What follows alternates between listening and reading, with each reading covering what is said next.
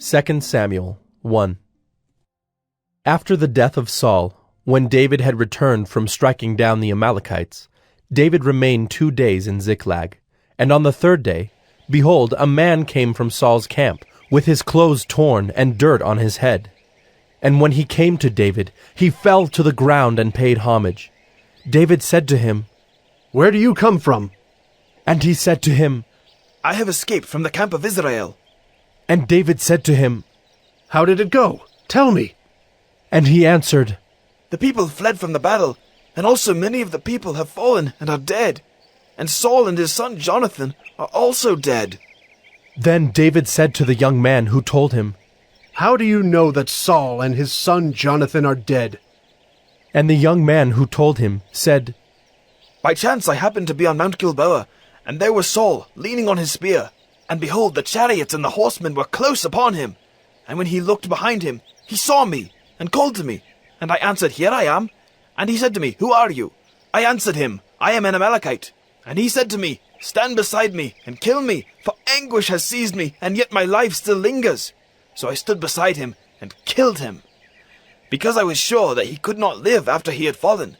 And I took the crown that was on his head, and the armlet that was on his arm, and I have brought them here to my lord." Then David took hold of his clothes and tore them, and so did all the men who were with him. And they mourned and wept and fasted until evening for Saul and for Jonathan his son, and for the people of the Lord and for the house of Israel, because they had fallen by the sword. And David said to the young man who told him, "Where do you come from?" And he answered, "I am the son of a sojourner, an Amalekite."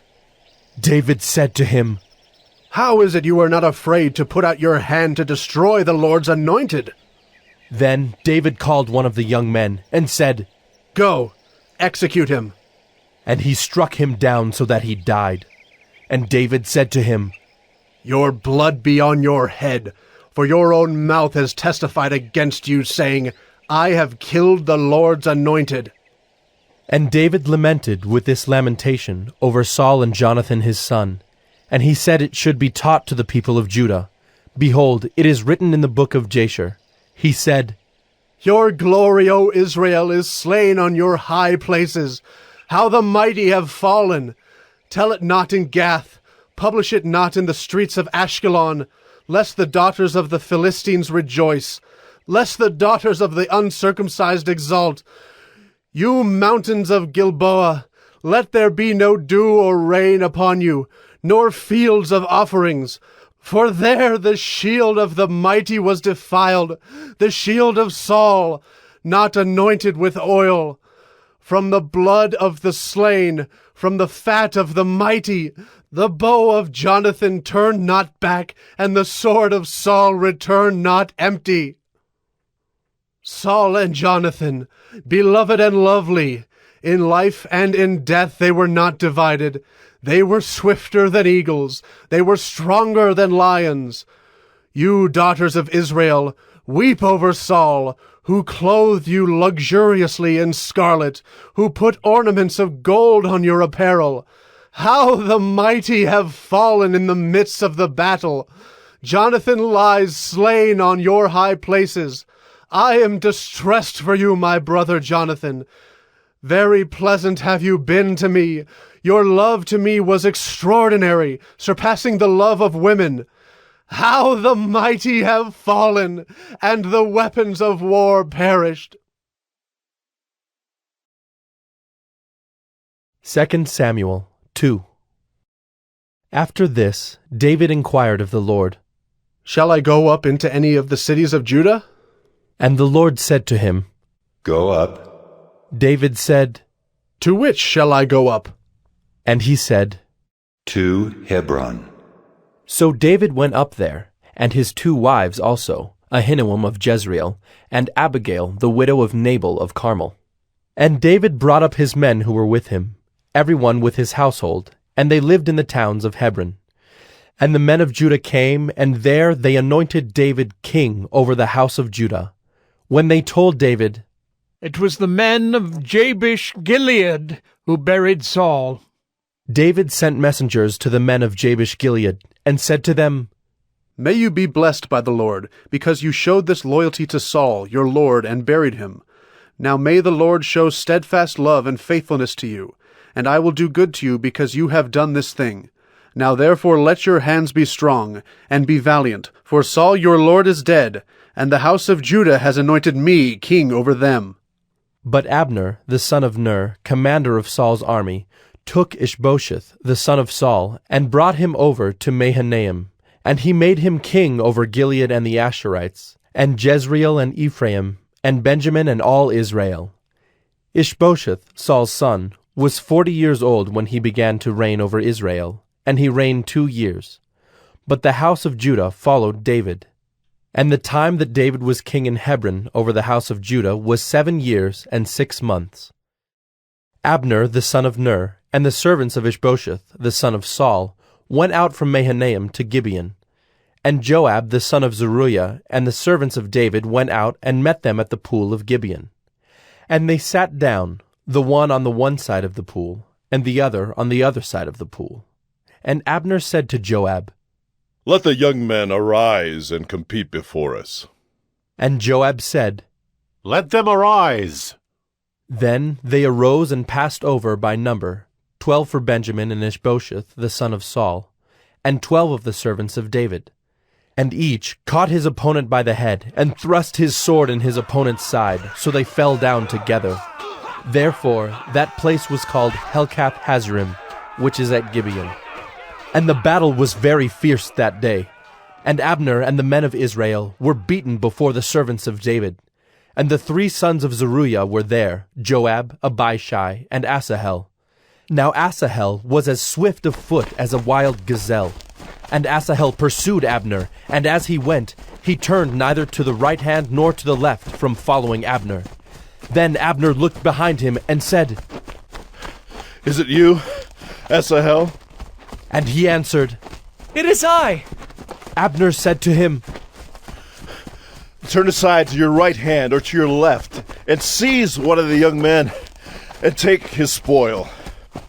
But Asahel would not turn aside from following him. And Abner said again to Asahel, Turn aside from following me. Why should I strike you to the ground? How then could I lift up my face to your brother Joab? But he refused to turn aside. Therefore Abner struck him in the stomach with the butt of his spear, so that the spear came out at his back. And he fell there and died where he was. And all who came to the place where Asahel had fallen and died stood still. But Joab and Abishai pursued Abner. And as the sun was going down, they came to the hill of Ammah, which lies before Giah on the way to the wilderness of Gibeon. And the people of Benjamin gathered themselves together behind Abner, and became one group, and took their stand on the top of a hill. Then Abner called to Joab, Shall the sword devour forever? Do you not know that the end will be bitter? How long will it be before you tell your people to turn from the pursuit of their brothers? And Joab said, As God lives, if you had not spoken, surely the men would not have given up the pursuit of their brothers until the morning. So Joab blew the trumpet, and all the men stopped, and pursued Israel no more, nor did they fight any more. And Abner and his men went all that night through the Arabah. They crossed the Jordan, and marching the whole morning they came to Mahanaim. Joab returned from the pursuit of Abner. And when he had gathered all the people together, there were missing from David's servants 19 men besides Asahel. But the servants of David had struck down of Benjamin 360 of Abner's men. And they took up Asahel, and buried him in the tomb of his father, which was at Bethlehem. And Joab and his men marched all night, and the day broke upon them at Hebron. 2 Samuel 3. There was a long war between the house of Saul and the house of David. And David grew stronger and stronger, while the house of Saul became weaker and weaker. And sons were born to David at Hebron. His firstborn was Amnon of Ahinoam of Jezreel, and his second, Chileab of Abigail the widow of Nabal of Carmel, and the third, Absalom the son of Maacah the daughter of Talmai king of Geshur, and the fourth, Adonijah the son of Haggith, and the fifth, Shephatiah the son of Abital, and the sixth, Ithream of Eglah, David's wife. These were born to David in Hebron. While there was war between the house of Saul and the house of David, Abner was making himself strong in the house of Saul. Now Saul had a concubine whose name was Rizpah, the daughter of Aiah. And Ishbosheth said to Abner, "Why have you gone into my father's concubine?" Then Abner was very angry over the words of Ishbosheth, and said, Am I a dog's head of Judah? To this day I keep showing steadfast love to the house of Saul your father, to his brothers and to his friends, and have not given you into the hand of David. And yet you charge me today with a fault concerning a woman. God do so to Abner and more also, if I do not accomplish for David what the Lord has sworn to him, to transfer the kingdom from the house of Saul and set up the throne of David over Israel and over Judah, from Dan to Beersheba. And Ishbosheth could not answer Abner another word, because he feared him. And Abner sent messengers to David on his behalf, saying, To whom does the land belong? Make your covenant with me, and behold, my hand shall be with you, to bring over all Israel to you. And he said, Good, I will make a covenant with you. But one thing I require of you, that is, you shall not see my face unless you first bring Michal, Saul's daughter, when you come to see my face. Then David sent messengers to Ishbosheth, Saul's son, saying, Give me my wife Michal, for whom I paid the bridal price of 100 foreskins of the Philistines. And Ishbosheth sent and took her from her husband Paltiel, the son of Laish. But her husband went with her, weeping after her all the way to Bahurim. Then Abner said to him, Go, return. And he returned. And Abner conferred with the elders of Israel, saying, For some time past you have been seeking David as king over you. Now then bring it about. For the Lord has promised David, saying, By the hand of my servant David I will save my people Israel from the hand of the Philistines, and from the hand of all their enemies. Abner also spoke to Benjamin. And then Abner went to tell David at Hebron all that Israel and the whole house of Benjamin thought good to do. When Abner came with 20 men to David at Hebron, David made a feast for Abner and the men who were with him. And Abner said to David, I will arise and go, and will gather all Israel to my lord the king, that they may make a covenant with you, and that you may reign over all that your heart desires. So David sent Abner away, and he went in peace. Just then the servants of David arrived with Joab from a raid, bringing much spoil with them. But Abner was not with David at Hebron, for he had sent him away, and he had gone in peace. When Joab and all the army that was with him came, it was told Joab, Abner the son of Ner came to the king, and he has let him go, and he has gone in peace. Then Joab went to the king and said, What have you done? Behold, Abner came to you. Why is it that you have sent him away so that he is gone? You know that Abner the son of Ner came to deceive you, and to know you're going out and you're coming in, and to know all that you are doing. When Joab came out from David's presence, he sent messengers after Abner, and they brought him back from the cistern of Sirah. But David did not know about it.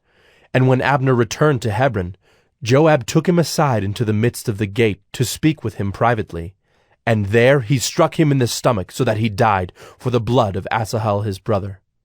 Afterward, when David heard of it, he said, I and my kingdom are forever guiltless before the Lord for the blood of Abner the son of Ner. May it fall upon the head of Joab and upon all his father's house, and may the house of Joab never be without one who has a discharge, or who is leprous, or who holds a spindle, or who falls by the sword, or who lacks bread. So Joab and Abishai his brother killed Abner because he had put their brother Asahel to death in the battle at Gibeon. Then David said to Joab and to all the people who were with him, Tear your clothes and put on sackcloth and mourn before Abner. And King David followed the bier. They buried Abner at Hebron, and the king lifted up his voice and wept at the grave of Abner, and all the people wept. And the king lamented for Abner, saying, Should Abner die as a fool dies? Your hands were not bound, your feet were not fettered. As one falls before the wicked, you have fallen. And all the people wept again over him. Then all the people came to persuade David to eat bread while it was yet day. But David swore, saying, God, do so to me and more also, if I taste bread or anything else till the sun goes down. And all the people took notice of it, and it pleased them, as everything that the king did pleased all the people. So all the people and all Israel understood that day that it had not been the king's will to put to death Abner the son of Ner. And the king said to his servants, Do you not know that a prince and a great man has fallen this day in Israel? And I was gentle today, though anointed king. These men, the sons of Zeruiah, are more severe than I. The Lord repay the evildoer according to his wickedness. 2 Samuel 4. When Ishbosheth, Saul's son, heard that Abner had died at Hebron, his courage failed, and all Israel was dismayed. Now Saul's son had 2 men who were captains of raiding bands. The name of the one was Baanah, and the name of the other Rechab, sons of Rimmon, a man of Benjamin from Beeroth, for Beeroth also is counted part of Benjamin. The Beerothites fled to Gittaim, and have been sojourners there to this day. Jonathan the son of Saul had a son who was crippled in his feet. He was 5 years old when the news about Saul and Jonathan came from Jezreel, and his nurse took him up and fled. And as she fled in her haste, he fell and became lame. And his name was Mephibosheth. Now the sons of Rimmon the Beerothite, Rechab and Baanah, set out, and about the heat of the day they came to the house of Ishbosheth, as he was taking his noonday rest. And they came into the midst of the house as if to get wheat, and they stabbed him in the stomach. Then Rechab and Baanah his brother escaped. When they came into the house, as he lay on his bed in his bedroom, they struck him and put him to death and beheaded him. They took his head and went by the way of the Arabah all night, and brought the head of Ishbosheth to David at Hebron. And they said to the king, Here is the head of Ishbosheth, the son of Saul, your enemy, who sought your life. The Lord has avenged my lord the king this day on Saul and on his offspring. But David answered Rechab and Baanah his brother, the sons of Rimmon the Beerothite, As the Lord lives, who has redeemed my life out of every adversity, when one told me, Behold, Saul is dead, and thought he was bringing good news, I seized him and killed him at Ziklag, which was the reward I gave him for his news. How much more, when wicked men have killed a righteous man in his own house on his bed, shall I not now require his blood at your hand and destroy you from the earth? And David commanded his young men, and they killed them and cut off their hands and feet, and hanged them beside the pool at Hebron. But they took the head of Ishbosheth, and buried it in the tomb of Abner at Hebron. 2 Samuel 5. Then all the tribes of Israel came to David at Hebron, and said, Behold, we are your bone and flesh. In times past, when Saul was king over us, it was you who led out and brought in Israel. And the Lord said to you, You shall be shepherd of my people Israel, and you shall be prince over Israel. So all the elders of Israel came to the king at Hebron, and King David made a covenant with them at Hebron before the Lord, and they anointed David king over Israel. David was 30 years old when he began to reign, and he reigned 40 years. At Hebron he reigned over Judah 7 years and 6 months, and at Jerusalem he reigned over all Israel and Judah 33 years. And the king and his men went to Jerusalem against the Jebusites, the inhabitants of the land, who said to David, You will not come in here, but the blind and the lame will ward you off. Thinking, David cannot come in here. Nevertheless, David took the stronghold of Zion, that is the city of David. And David said on that day, Whoever would strike the Jebusites, let him get up the water shaft to attack the lame and the blind who are hated by David's soul. Therefore it is said, The blind and the lame shall not come into the house. And David lived in the stronghold, and called it the city of David. And David built the city all around from the Millo inward. And David became greater and greater, for the Lord the God of hosts was with him. And Hiram, king of Tyre, sent messengers to David, and cedar trees, also carpenters and masons, who built David a house. And David knew that the Lord had established him king over Israel, and that he had exalted his kingdom for the sake of his people Israel.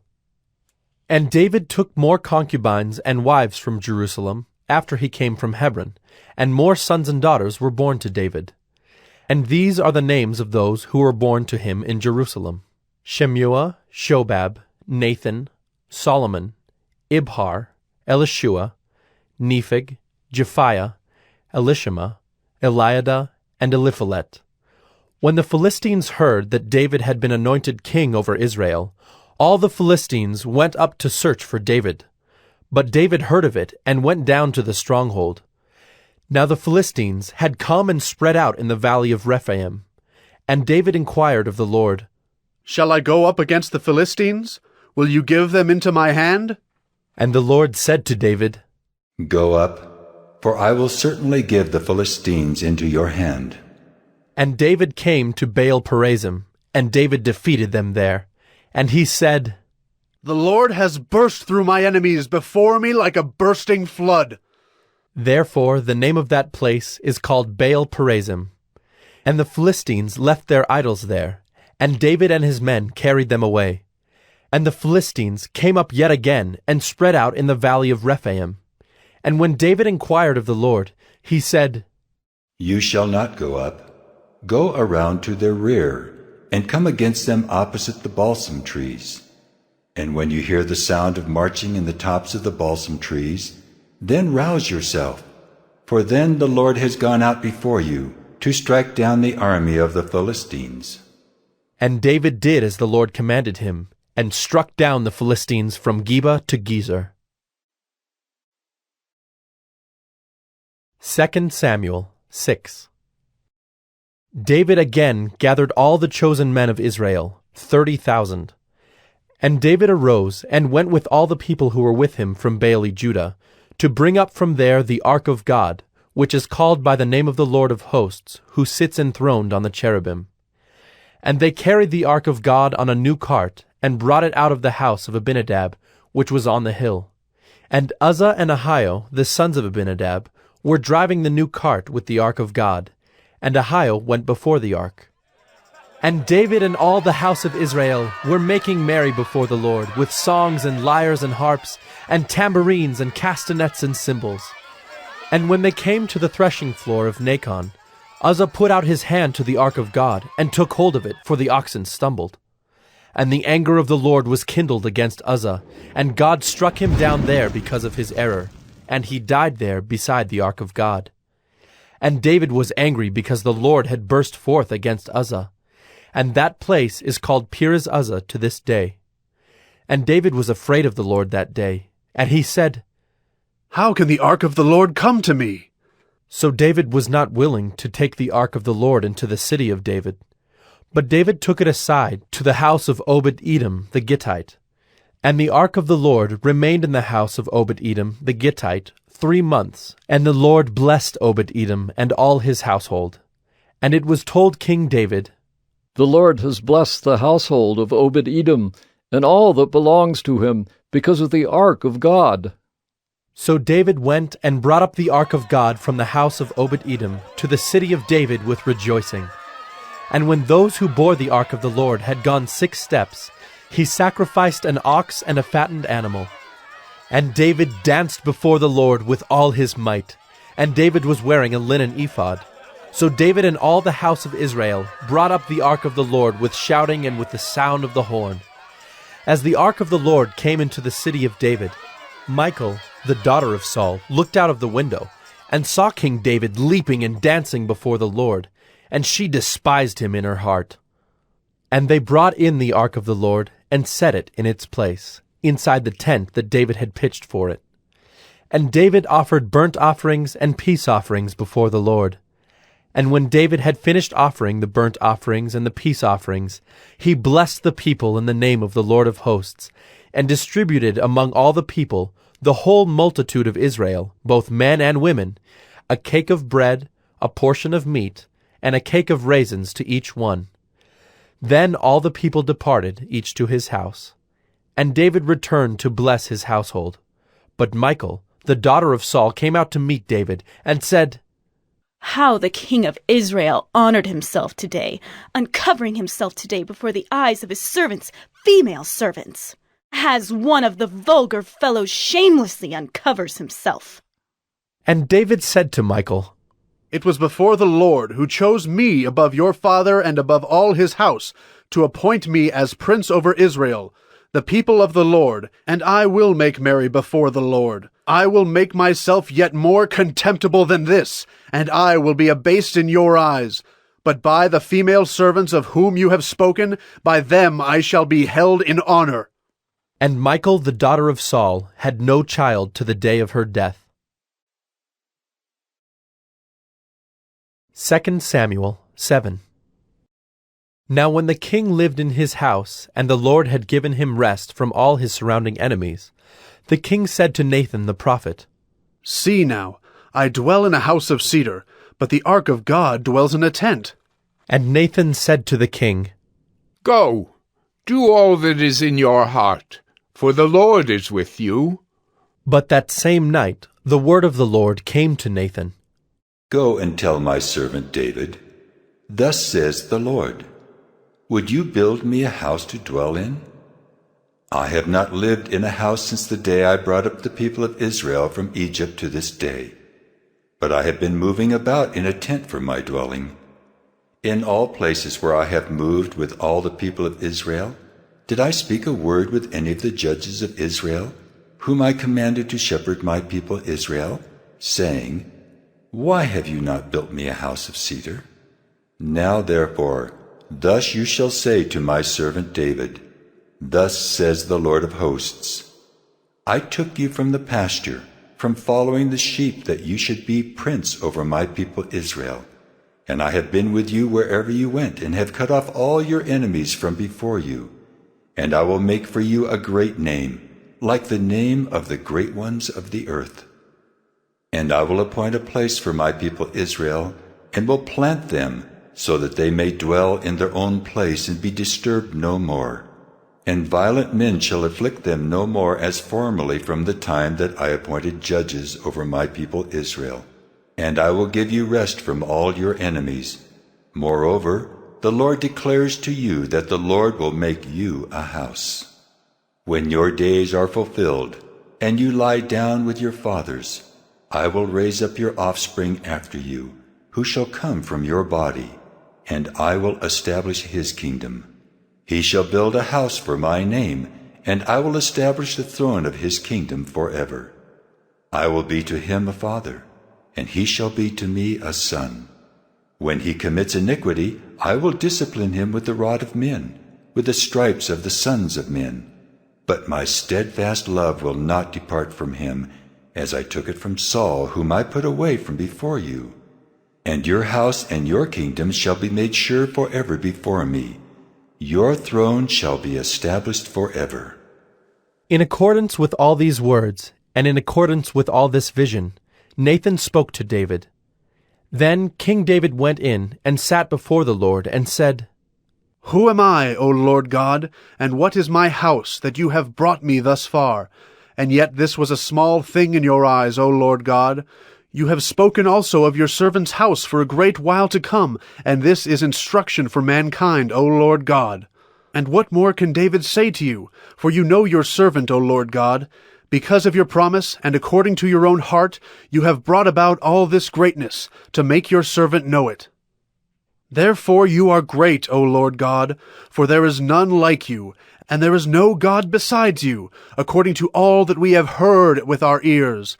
And who is like your people Israel, the one nation on earth whom God went to redeem to be his people, making himself a name, and doing for them great and awesome things, by driving out before your people whom you redeemed for yourself from Egypt, a nation and its gods. And you established for yourself your people Israel, to be your people forever. And you, O Lord, became their God. And now, O Lord God, confirm forever the word that you have spoken concerning your servant and concerning his house, and do as you have spoken. And your name will be magnified forever, saying, The Lord of hosts is God over Israel, and the house of your servant David will be established before you. For you, O Lord of hosts, the God of Israel, have made this revelation to your servant, saying, I will build you a house. Therefore your servant has found courage to pray this prayer to you. And now, O Lord God, you are God, and your words are true, and you have promised this good thing to your servant. Now therefore may it please you to bless the house of your servant, so that it may continue forever before you. For you, O Lord God, have spoken, and with your blessing shall the house of your servant be blessed forever. 2 Samuel 8. After this, David defeated the Philistines and subdued them. And David took Metheg-Ammah out of the hand of the Philistines. And he defeated Moab, and he measured them with a line, making them lie down on the ground. 2 lines he measured to be put to death, and 1 full line to be spared. And the Moabites became servants to David and brought tribute. David also defeated Hadad-ezer, the son of Rehob, king of Zobah, as he went to restore his power at the river Euphrates. And David took from him 1,700 horsemen, and 20,000 foot soldiers. And David hamstrung all the chariot horses, but left enough for 100 chariots. And when the Syrians of Damascus came to help Hadad-ezer, king of Zobah, David struck down 22,000 men of the Syrians. Then David put garrisons in Aram of Damascus, and the Syrians became servants to David and brought tribute. And the Lord gave victory to David wherever he went. And David took the shields of gold that were carried by the servants of Hadad-ezer, and brought them to Jerusalem. And from Betah and from Berothai, cities of Hadad-ezer, King David took very much bronze. When Toi, king of Hamath, heard that David had defeated the whole army of Hadad-ezer, Toi sent his son Joram to King David to ask about his health and to bless him, because he had fought against Hadad-ezer and defeated him. For Hadad-ezer had often been at war with Toi. And Joram brought with him articles of silver, of gold, and of bronze.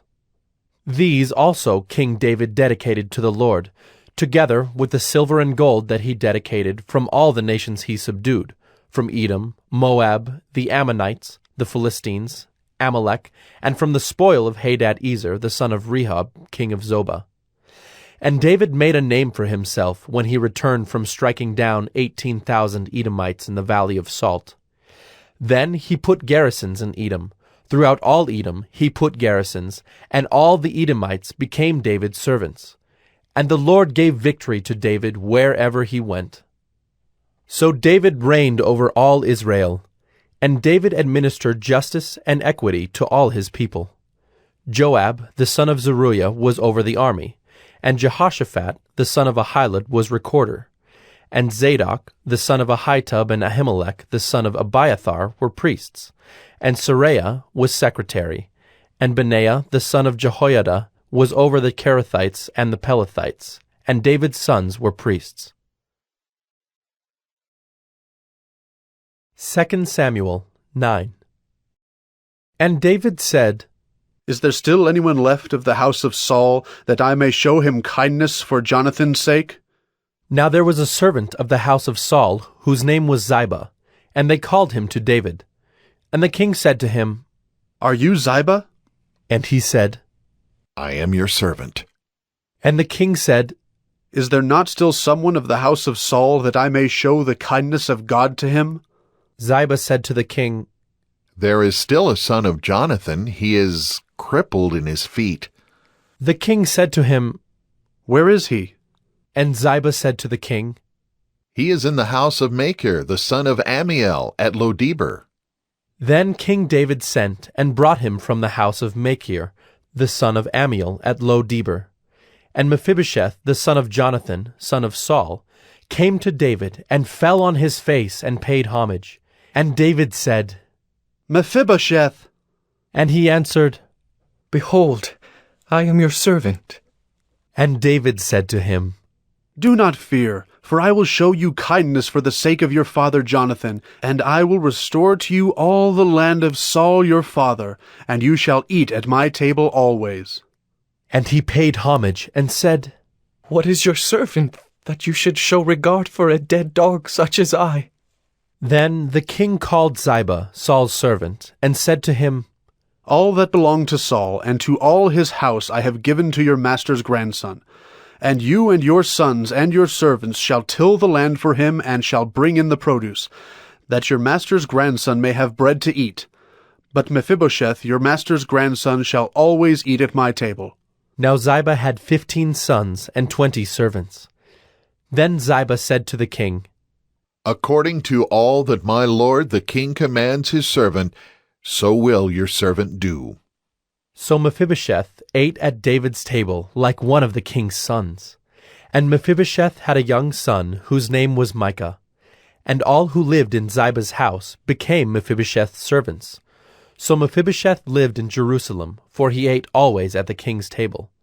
Now he was lame in both his feet. 2 Samuel 10.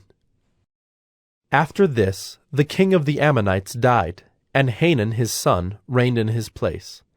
And David said, I will deal loyally with Hanun the son of Nahash, as his father dealt loyally with me. So David sent by his servants to console him concerning his father. And David's servants came into the land of the Ammonites. But the princes of the Ammonites said to Hanun their lord, Do you think because David has sent comforters to you that he is honoring your father? Has not David sent his servants to you to search the city, and to spy it out, and to overthrow it? So Hanun took David's servants, and shaved off half the beard of each, and cut off their garments in the middle, at their hips, and sent them away. When it was told David, he sent to meet them, for the men were greatly ashamed. And the king said, Remain at Jericho until your beards have grown, and then return. When the Ammonites saw that they had become a stench to David, the Ammonites sent and hired the Syrians of Beth-rehob, and the Syrians of Zobah, 20,000 foot soldiers, and the king of Maacah with 1,000 men, and the men of Tob, 12,000 men. And when David heard of it, he sent Joab and all the host of the mighty men. And the Ammonites came out and drew up in battle array at the entrance of the gate. And the Syrians of Zobah and of Rehob, and the men of Tob and Maacah were by themselves in the open country. When Joab saw that the battle was set against him, both in front and in the rear, he chose some of the best men of Israel, and arrayed them against the Syrians. The rest of his men he put in the charge of Abishai his brother, and he arrayed them against the Ammonites. And he said, If the Syrians are too strong for me, then you shall help me. But if the Ammonites are too strong for you, then I will come and help you. Be of good courage, and let us be courageous for our people, and for the cities of our God, and may the Lord do what seems good to him. So Joab and the people who were with him drew near to battle against the Syrians, and they fled before him. And when the Ammonites saw that the Syrians fled, they likewise fled before Abishai, and entered the city. Then Joab returned from fighting against the Ammonites, and came to Jerusalem. But when the Syrians saw that they had been defeated by Israel, they gathered themselves together. And Hadad-ezer sent and brought out the Syrians who were beyond the Euphrates. They came to Helam, with Shobach the commander of the army of Hadad-ezer at their head. And when it was told David, he gathered all Israel together, and crossed the Jordan, and came to Helam. The Syrians arrayed themselves against David, and fought with him. And the Syrians fled before Israel, and David killed of the Syrians the men of 700 chariots, and 40,000 horsemen, and wounded Shobach the commander of their army, so that he died there. And when all the kings who were servants of Hadad-ezer saw that they had been defeated by Israel, they made peace with Israel and became subject to them. So the Syrians were afraid to save the Ammonites any more. 2 Samuel 11. In the spring of the year, the time when kings go out to battle, David sent Joab and his servants with him, and all Israel. And they ravaged the Ammonites and besieged Rabbah. But David remained at Jerusalem. It happened late one afternoon, when David arose from his couch and was walking on the roof of the king's house, that he saw from the roof a woman bathing, and the woman was very beautiful. And David sent and inquired about the woman. And one said, Is not this Bathsheba, the daughter of Eliam, the wife of Uriah the Hittite? So David sent messengers and took her, and she came to him, and he lay with her. Now she had been purifying herself from her uncleanness. Then she returned to her house. And the woman conceived, and she sent and told David, I am pregnant. So David sent word to Joab, Send me Uriah the Hittite. And Joab sent Uriah to David. When Uriah came to him, David asked how Joab was doing, and how the people were doing, and how the war was going. Then David said to Uriah, Go down to your house and wash your feet. And Uriah went out of the king's house, and there followed him a present from the king. But Uriah slept at the door of the king's house with all the servants of his lord, and did not go down to his house. When they told David, Uriah did not go down to his house, David said to Uriah, Have you not come from a journey? Why did you not go down to your house? Uriah said to David, The ark and Israel and Judah dwell in booths, and my lord Joab and the servants of my lord are camping in the open field. Shall I then go to my house, to eat and to drink, and to lie with my wife? As you live and as your soul lives, I will not do this thing. Then David said to Uriah, Remain here today also, and tomorrow I will send you back. So Uriah remained in Jerusalem that day and the next. And David invited him, and he ate in his presence and drank, so that he made him drunk. And in the evening he went out to lie on his couch with the servants of his lord, but he did not go down to his house. In the morning David wrote a letter to Joab, and sent it by the hand of Uriah. In the letter he wrote, Set Uriah in the forefront of the hardest fighting, and then draw back from him, that he may be struck down and die. And as Joab was besieging the city, he assigned Uriah to the place where he knew there were valiant men. And the men of the city came out and fought with Joab, and some of the servants of David among the people fell. Uriah the Hittite also died. Then Joab sent and told David all the news about the fighting. And he instructed the messenger, When you have finished telling all the news about the fighting to the king, then, if the king's anger rises, and if he says to you, Why did you go so near the city to fight? Did you not know that they would shoot from the wall? Who killed Abimelech, the son of Jerubasheth? Did not a woman cast an upper millstone on him from the wall, so that he died at Thebez? Why did you go so near the wall? Then you shall say, Your servant Uriah the Hittite is dead also. So the messenger went and came and told David all that Joab had sent him to tell. The messenger said to David, The men gained an advantage over us and came out against us in the field, but we drove them back to the entrance of the gate. Then the archers shot at your servants from the wall. Some of the king's servants are dead, and your servant Uriah the Hittite is dead also. David said to the messenger, Thus shall you say to Joab, Do not let this matter trouble you, for the sword devours now one and now another. Strengthen your attack against the city and overthrow it, and encourage him. When the wife of Uriah heard that Uriah her husband was dead, she lamented over her husband. And when the mourning was over, David sent and brought her to his house, and she became his wife, and bore him a son. But the thing that David had done displeased the Lord. 2 Samuel 12. And the Lord sent Nathan to David. He came to him and said to him, There were 2 men in a certain city, the one rich and the other poor. The rich man had very many flocks and herds, But the poor man had nothing but one little ewe lamb, which he had bought. And he brought it up, and it grew up with him and with his children. It used to eat of his morsel, and drink from his cup, and lie in his arms, and it was like a daughter to him. Now there came a traveller to the rich man, and he was unwilling to take one of his own flock or herd to prepare for the guest who had come to him. But he took the poor man's lamb and prepared it for the man who had come to him.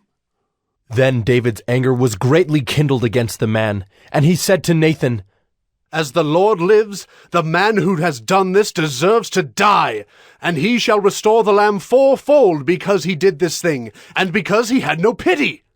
Nathan said to David, You are the man. Thus says the Lord, the God of Israel. I anointed you king over Israel, and I delivered you out of the hand of Saul.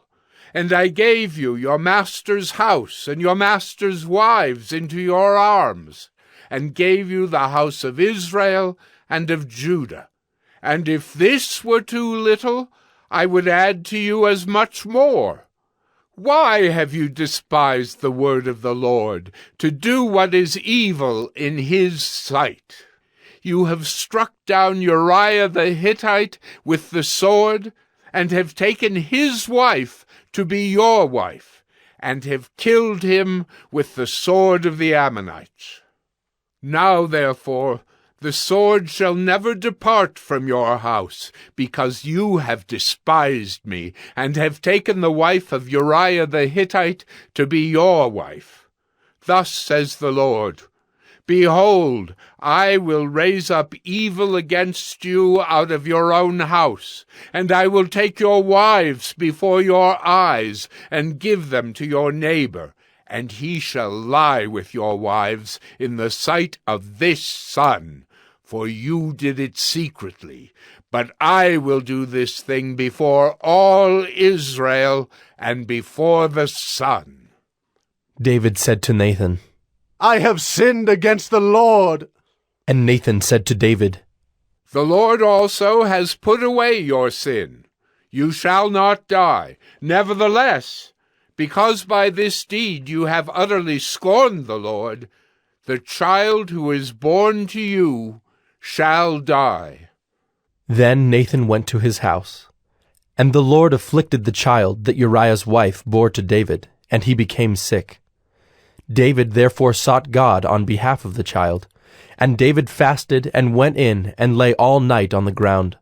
And the elders of his house stood beside him to raise him from the ground, but he would not, nor did he eat food with them. On the 7th day the child died. And the servants of David were afraid to tell him that the child was dead, for they said, Behold, while the child was yet alive, we spoke to him, and he did not listen to us. How then can we say to him, The child is dead? He may do himself some harm. But when David saw that his servants were whispering together, David understood that the child was dead. And David said to his servants, Is the child dead? They said, He is dead. Then David arose from the earth, and washed and anointed himself, and changed his clothes. And he went into the house of the Lord, and worshipped. He then went to his own house, and when he asked, they set food before him, and he ate.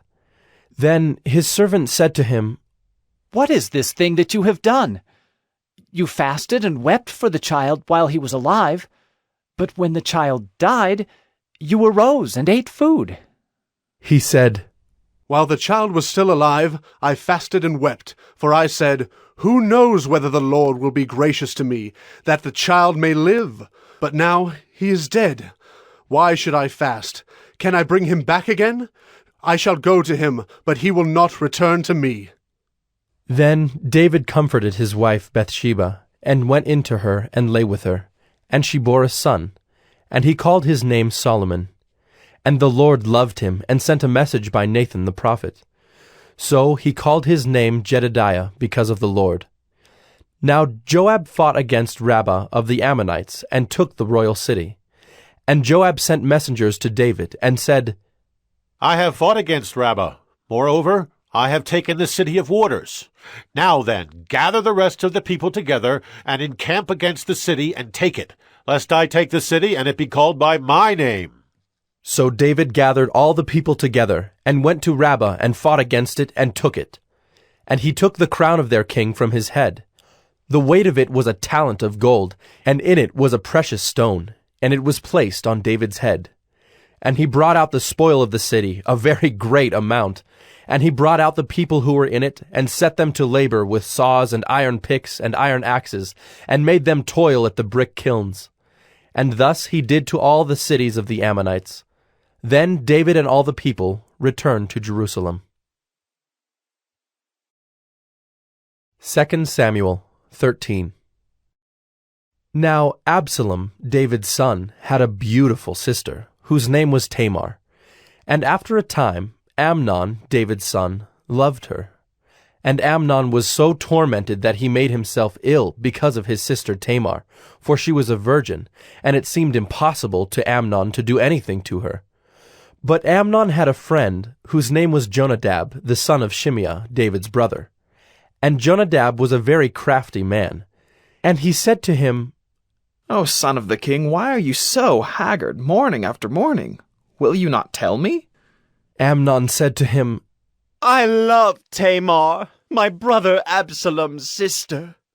Jonadab said to him, Lie down on your bed and pretend to be ill, and when your father comes to see you, say to him, Let my sister Tamar come and give me bread to eat, and prepare the food in my sight, that I may see it and eat it from her hand.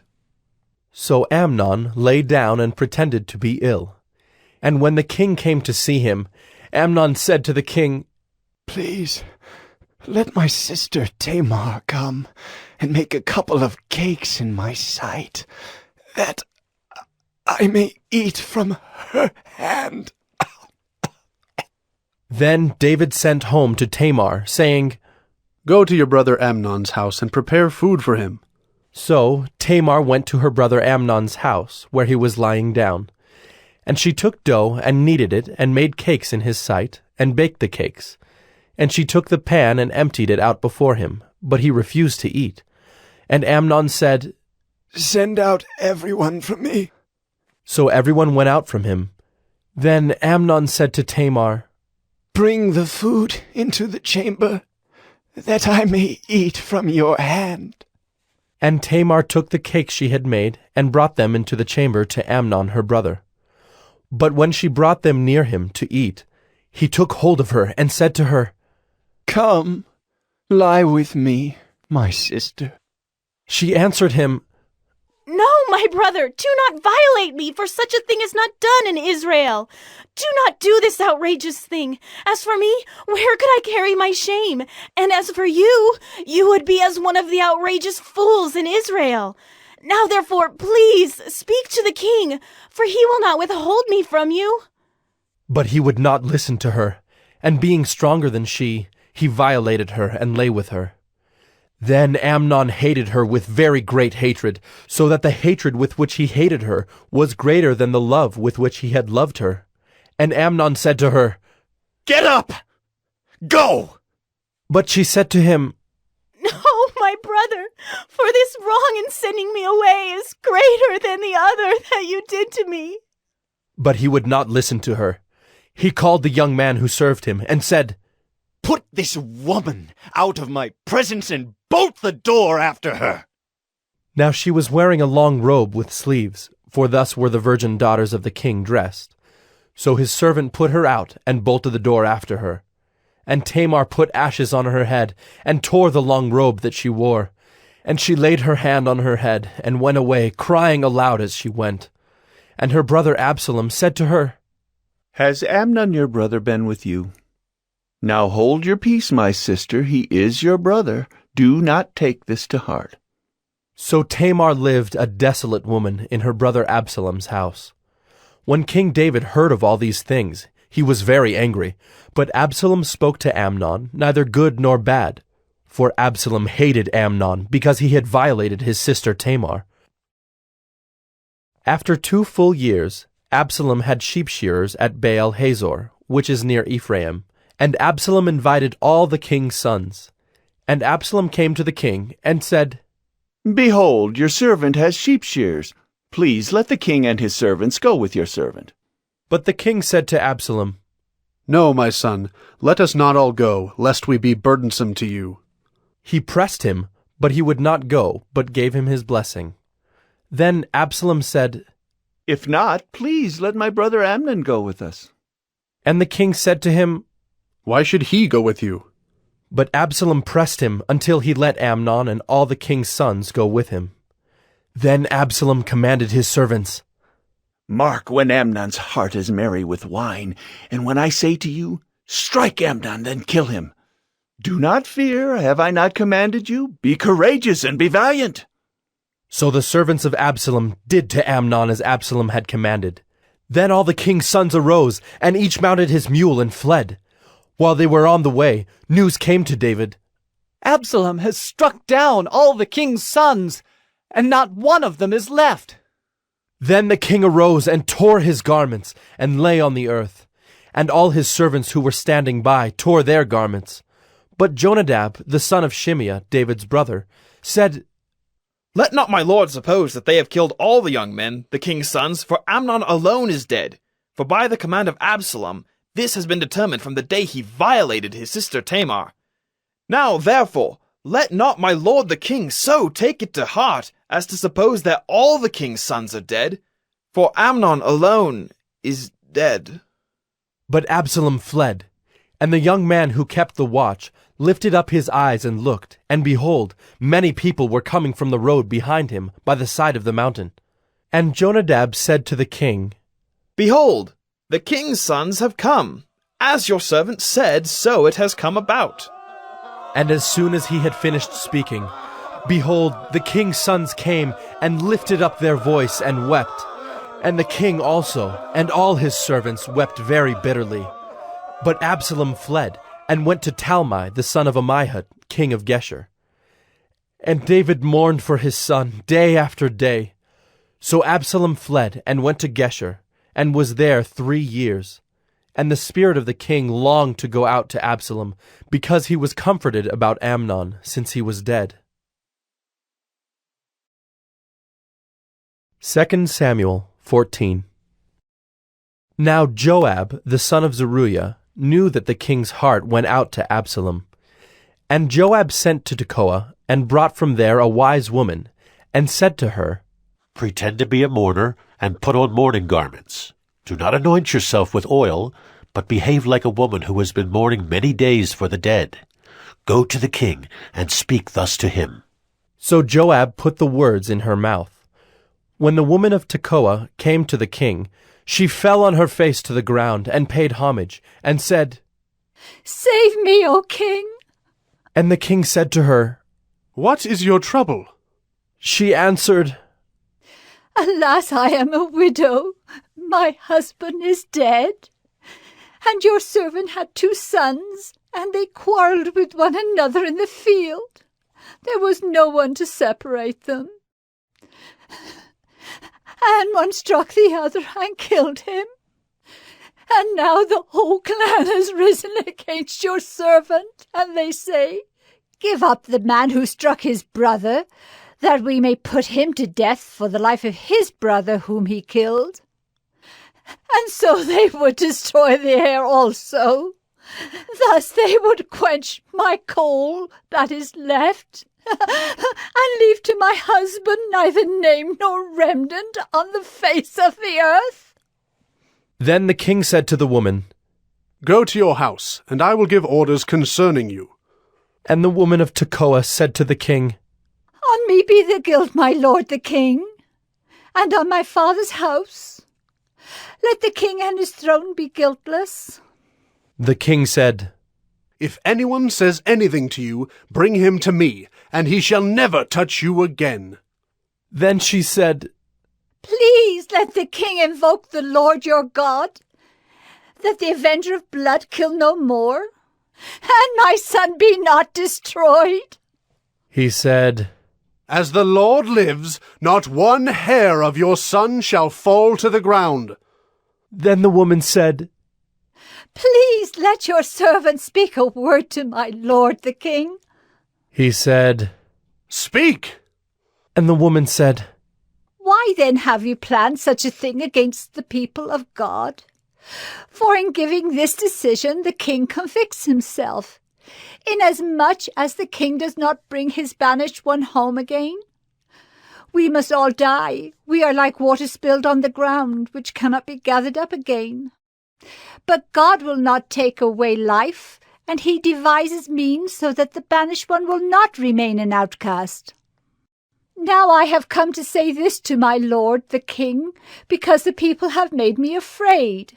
And your servant thought, I will speak to the king. It may be that the king will perform the request of his servant. For the king will hear and deliver his servant from the hand of the man who would destroy me, and my son together from the heritage of God. And your servant thought, the word of my lord the king will set me at rest. For my lord the king is like the angel of God to discern good and evil. The Lord your God be with you. Then the king answered the woman, Do not hide from me anything I ask you. And the woman said, Let my lord the king speak. The king said, Is the hand of Joab with you in all this? The woman answered and said, As surely as you live, my lord the king, one cannot turn to the right hand or to the left from anything that my lord the king has said. It was your servant Joab who commanded me. It was he who put all these words in the mouth of your servant. In order to change the course of things, your servant Joab did this. But my lord has wisdom like the wisdom of the angel of God, to know all things that are on the earth. Then the king said to Joab, Behold now, I grant this. Go, bring back the young man Absalom. And Joab fell on his face to the ground, and paid homage, and blessed the king. And Joab said, Today your servant knows that I have found favor in your sight, my lord the king, in that the king has granted the request of his servant. So Joab arose and went to Geshur and brought Absalom to Jerusalem. And the king said, Let him dwell apart in his own house. He is not to come into my presence. So Absalom lived apart in his own house, and did not come into the king's presence. Now in all Israel there was no one so much to be praised for his handsome appearance as Absalom. From the sole of his foot to the crown of his head there was no blemish in him. And when he cut the hair of his head, for at the end of every year he used to cut it, when it was heavy on him he cut it. He weighed the hair of his head, 200 shekels by the king's weight. There were born to Absalom 3 sons, and 1 daughter, whose name was Tamar. She was a beautiful woman. So Absalom lived 2 full years in Jerusalem without coming into the king's presence. Then Absalom sent for Joab to send him to the king, but Joab would not come to him. And he sent a second time, but Joab would not come. Then he said to his servants, See, Joab's field is next to mine, and he has barley there. Go and set it on fire. So Absalom's servants set the field on fire. Then Joab arose and went to Absalom at his house, and said to him, Why have your servants set my field on fire? Absalom answered Joab, Behold, I sent word to you. Come here that I may send you to the king to ask, Why have I come from Geshur? It would be better for me to be there still. Now therefore let me go into the presence of the king, and if there is guilt in me, let him put me to death. Then Joab went to the king and told him, and he summoned Absalom. So he came to the king, and bowed himself on his face to the ground before the king, and the king kissed Absalom. 2 Samuel 15. After this, Absalom got himself a chariot and horses, and 50 men to run before him. And Absalom used to rise early, and stand beside the way of the gate. And when any man had a dispute to come before the king for judgment, Absalom would call to him, and say, From what city are you? And when he said, Your servant is of such and such a tribe in Israel, Absalom would say to him, See, your claims are good and right, but there is no man designated by the king to hear you. Then Absalom would say, Oh, that I were judge in the land! Then every man with a dispute or cause might come to me, and I would give him justice.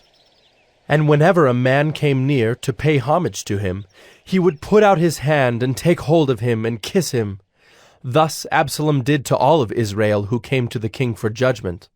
So Absalom stole the hearts of the men of Israel. And at the end of 4 years, Absalom said to the king, Please let me go and pay my vow, which I have vowed to the Lord in Hebron. For your servant vowed a vow while I lived at Geshur in Aram, saying, If the Lord will indeed bring me back to Jerusalem, then I will offer worship to the Lord. The king said to him, Go in peace. So he arose and went to Hebron. But Absalom sent secret messengers throughout all the tribes of Israel, saying, As soon as you hear the sound of the trumpet, then say, Absalom is king at Hebron. With Absalom went 200 men from Jerusalem who were invited guests, and they went in their innocence and knew nothing. And while Absalom was offering the sacrifices, he sent for Ahithophel the Gilonite, David's counselor, from his city Gilo. And the conspiracy grew strong, and the people with Absalom kept increasing. And a messenger came to David, saying, The hearts of the men of Israel have gone after Absalom. Then David said to all his servants who were with him at Jerusalem, Arise, and let us flee, or else there will be no escape for us from Absalom. Go quickly, lest he overtake us quickly and bring down ruin on us and strike the city with the edge of the sword. And the king's servant said to the king, Behold, your servants are ready to do whatever my lord the king decides. So the king went out, and all his household after him. And the king left 10 concubines to keep the house. And the king went out, and all the people after him, and they halted at the last house. And all his servants passed by him, and all the Kerethites, and all the Pelethites, and all the 600 Gittites who had followed him from Gath, passed on before the king. Then the king said to Ittai the Gittite, Why do you also go with us? Go back and stay with the king, for you are a foreigner, and also an exile from your home. You came only yesterday, and shall I today make you wander about with us? Since I go, I know not where. Go back and take your brothers with you, and may the Lord show steadfast love and faithfulness to you. But Ittai answered the king, As the Lord lives, and as my lord the king lives, wherever my lord the king shall be, whether for death or for life, there also will your servant be. And David said to Ittai, Go then, pass on. So Ittai the Gittite passed on with all his men and all the little ones who were with him. And all the land wept aloud as all the people passed by. And the king crossed the brook Kidron, and all the people passed on toward the wilderness. And Abiathar came up, and behold, Zadok came also with all the Levites, bearing the ark of the covenant of God. And they set down the ark of God until the people had all passed out of the city. Then the king said to Zadok, Carry the ark of God back into the city. If I find favor in the eyes of the Lord, he will bring me back and let me see both it and his dwelling place. But if he says, I have no pleasure in you, behold, here I am. Let him do to me what seems good to him. The king also said to Zadok the priest, Are you not a seer? Go back to the city in peace with your 2 sons, Ahimaaz your son, and Jonathan the son of Abiathar. See, I will wait at the fords of the wilderness until word comes from you to inform me. So Zadok and Abiathar carried the ark of God back to Jerusalem, and they remained there. But David went up the ascent of the Mount of Olives, weeping as he went, barefoot and with his head covered. And all the people who were with him covered their heads, and they went up weeping as they went. And it was told David, Ahithophel is among the conspirators with Absalom. And David said, O Lord, please turn the counsel of Ahithophel into foolishness. While David was coming to the summit, where God was worshipped, behold, Hushai the Archite came to meet him with his coat torn and dirt on his head. David said to him, "If you go on with me, you will be a burden to me. But if you return to the city and say to Absalom, 'I will be your servant, O king, as I have been your father's servant in time past, so now I will be your servant,' then you will defeat for me the counsel of Ahithophel. Are not Zadok and Abiathar the priest with you there? So whatever you hear from the king's house, tell it to Zadok and Abiathar the priests. Behold, their 2 sons are with them there, Ahimaaz, Zadok's son, and Jonathan, Abiathar's son, and by them you shall send to me everything you hear." So Hushai, David's friend, came into the city, just as Absalom was entering Jerusalem. 2 Samuel 16. When David had passed a little beyond the summit, Ziba, the servant of Mephibosheth, met him, with a couple of donkeys saddled, bearing 200 loaves of bread, 100 bunches of raisins, 100 of summer fruits, and a skin of wine. And the king said to Ziba, "Why have you brought these?" Ziba answered, "The donkeys are for the king's household to ride on, the bread and summer fruit for the young men to eat, and the wine for those who faint in the wilderness to drink." And the king said, "And where is your master's son?" Ziba said to the king, "Behold, he remains in Jerusalem, for he said, 'Today the house of Israel will give me back the kingdom of my father.'" Then the king said to Ziba, "Behold, all that belonged to Mephibosheth is now yours." And Ziba said, "I pay homage. Let me ever find favor in your sight, my lord, the king." When King David came to Bahurim, there came out a man of the family of the house of Saul, whose name was Shimei, the son of Gera. And as he came, he cursed continually. And he threw stones at David, and at all the servants of King David, and all the people and all the mighty men were on his right hand and on his left. And Shimei said as he cursed, Get out, you man of blood, you worthless man! The Lord has avenged on you all the blood of the house of Saul, in whose place you have reigned, and the Lord has given the kingdom into the hand of your son Absalom. See, your evil is on you, for you are a man of blood! Then Abishai the son of Zeruiah said to the king, Why should this dead dog curse my lord the king? Let me go over and take off his head. But the king said, What have I to do with you, you sons of Zeruiah? If he is cursing because the Lord has said to him, Curse David, who then shall say, Why have you done so? And David said to Abishai and to all his servants, Behold, my own son seeks my life. How much more now may this Benjaminite? Leave him alone, and let him curse, for the Lord has told him to. It may be that the Lord will look on the wrong done to me, and that the Lord will repay me with good for his cursing today. So David and his men went on the road, while Shimei went along on the hillside opposite him, and cursed as he went, and threw stones at him and flung dust. And the king and all the people who were with him arrived weary at the Jordan, and there he refreshed himself. Now Absalom and all the people, the men of Israel, came to Jerusalem, and Ahithophel with him. And when Hushai the Archite, David's friend, came to Absalom, Hushai said to Absalom, Long live the king! Long live the king! And Absalom said to Hushai, Is this your loyalty to your friend? Why did you not go with your friend? And Hushai said to Absalom, No, for whom the Lord and this people and all the men of Israel have chosen, his I will be, and with him I will remain. And again, whom should I serve? Should it not be his son? As I have served your father, so I will serve you. Then Absalom said to Ahithophel, Give your counsel, what shall we do? Ahithophel said to Absalom, Go into your father's concubines, whom he has left to keep the house, and all Israel will hear that you have made yourself a stench to your father, and the hands of all who are with you will be strengthened. So they pitched a tent for Absalom on the roof, and Absalom went into his father's concubines in the sight of all Israel. Now in those days the counsel that Ahithophel gave was as if one consulted the word of God.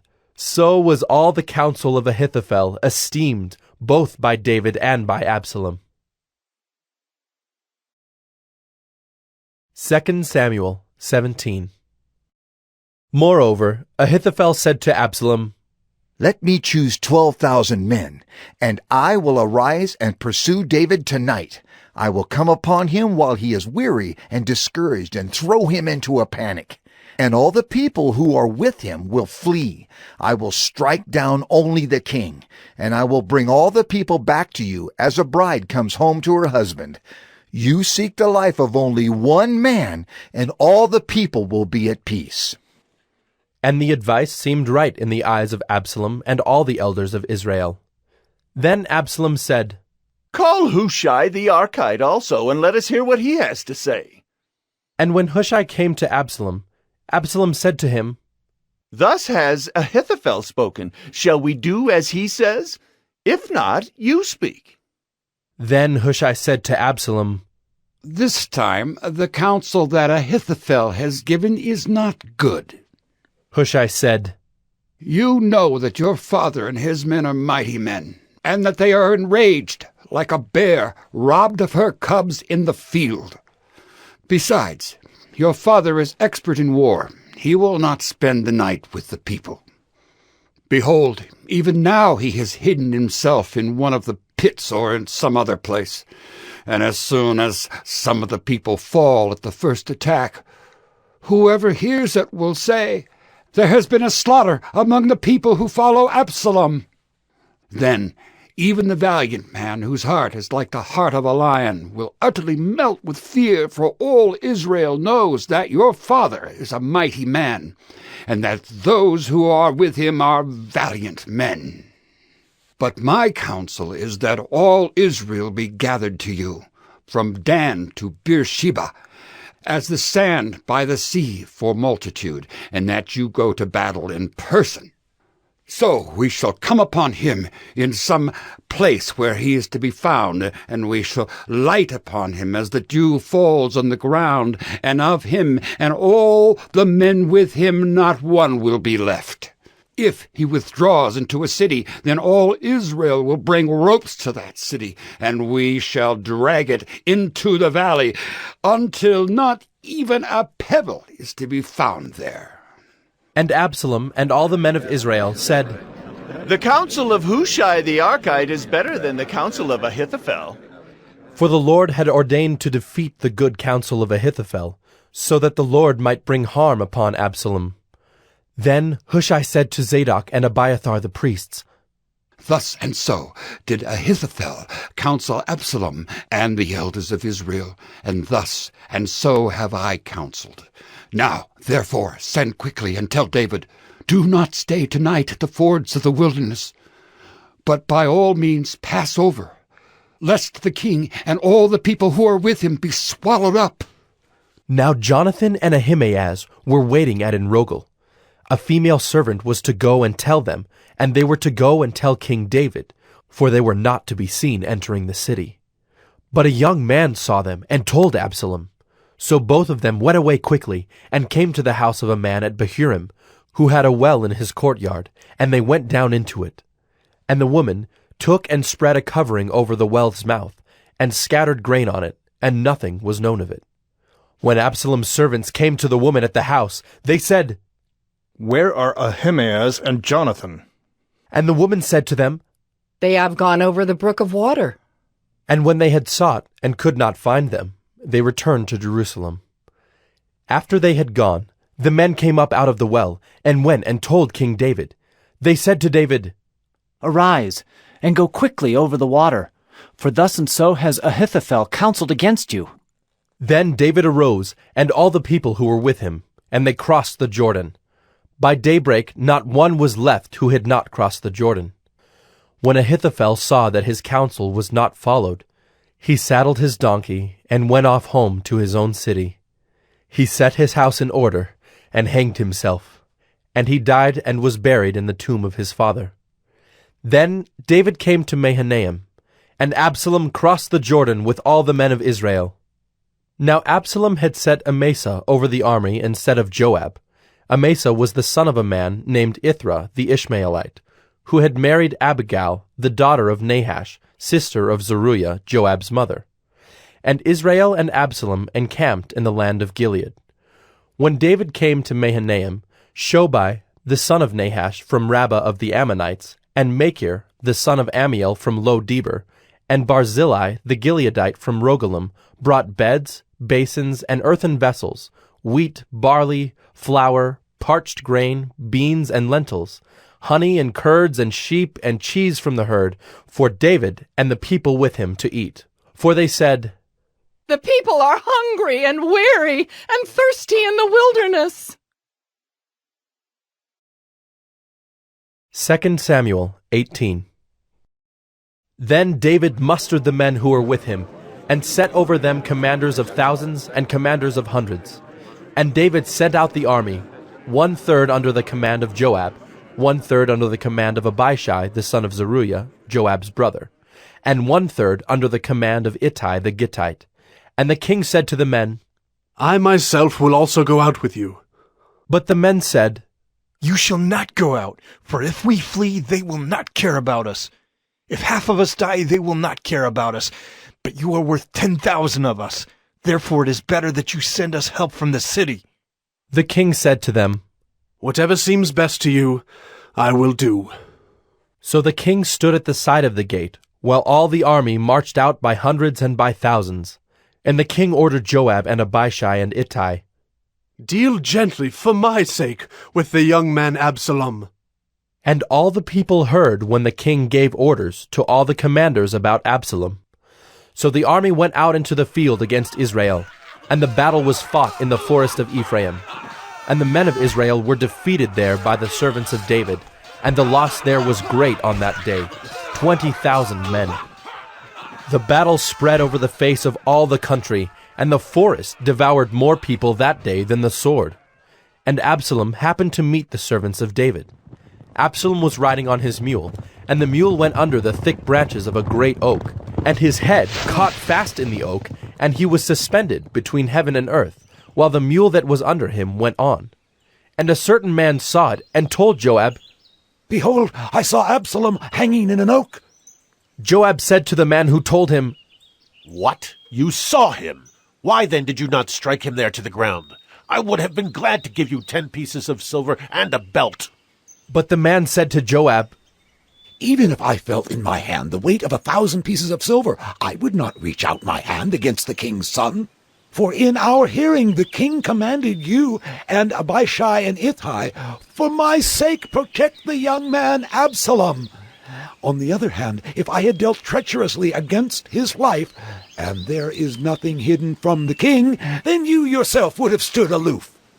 Joab said, "I will not waste time like this with you." And he took 3 javelins in his hand, and thrust them into the heart of Absalom while he was still alive in the oak. And 10 young men, Joab's armor-bearers, surrounded Absalom and struck him and killed him. Then Joab blew the trumpet, and the troops came back from pursuing Israel, for Joab restrained them. And they took Absalom and threw him into a great pit in the forest, and raised over him a very great heap of stones. And all Israel fled, every one to his own home. Now Absalom in his lifetime had taken and set up for himself the pillar that is in the king's valley, for he said, "I have no son to keep my name in remembrance." He called the pillar after his own name, and it is called Absalom's monument to this day. Then Ahimaaz the son of Zadok said, "Let me run and carry news to the king that the Lord has delivered him from the hand of his enemies." And Joab said to him, "You are not to carry news today. You may carry news another day, but today you shall carry no news, because the king's son is dead." Then Joab said to the Cushite, "Go, tell the king what you have seen." The Cushite bowed before Joab and ran. Then Ahimaaz the son of Zadok said again to Joab, "Come what may, let me also run after the Cushite." And Joab said, "Why will you run, my son, seeing that you will have no reward for the news?"